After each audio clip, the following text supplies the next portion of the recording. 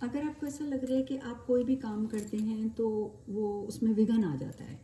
Basically कई बार होता है कि शुरू करते हैं आप काम और कोई ना कोई ऑब्स्टिकल, कोई ना कोई विघ्न आ जाता है। कई बार काम आधा होता है तब विघ्न आ जाता है, कई बार तो 90% आप पूरा कर लेते हैं उसके बाद विघ्न आ जाता है। तो अगर ऐसी समस्या से आप जूझ रहे हैं तो एक बहुत आसान सा उपाय है।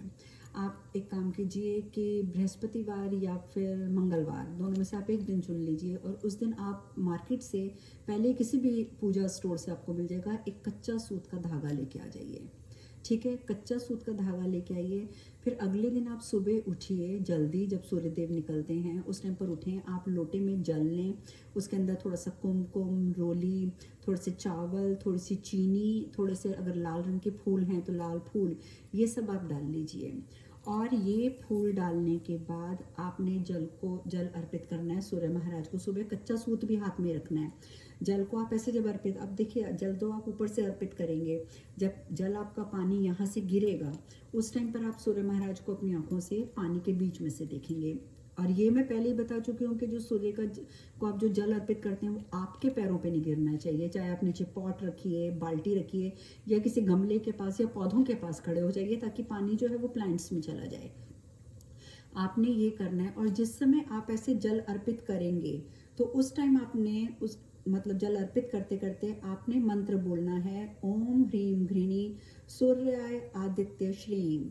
ओम ह्रीम घृणी सूर्याय आदित्य श्रीम। आपने इस मंत्र का जाप करते हुए सूर्य को जल देना है। कम से कम इस मंत्र को आपने 3 बार बोलना है।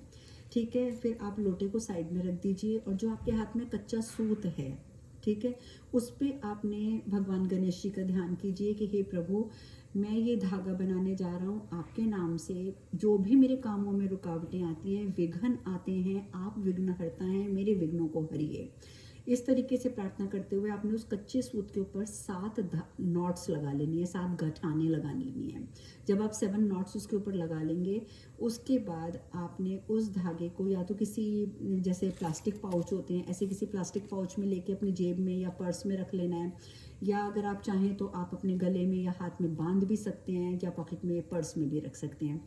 फिर आपने उस धागे को अपने पास ही रखना है हमेशा, और आप देखेंगे कि जो आपके विघ्न पड़ते जा रहे थे वो विघ्न आपके नहीं पड़ रहे हैं। और इसके सिवा वैसे भी जब आप कोई काम शुरू करने जाते हैं तो जो हमारे विघ्नहर्ता हैं गणेश जी, ठीक है, उनका आपको मंत्र ज़रूर करना चाहिए। अगर आप उनका मंत्र करके कोई भी काम शुरू करेंगे उसमें कभी रुकावट नहीं आएगी।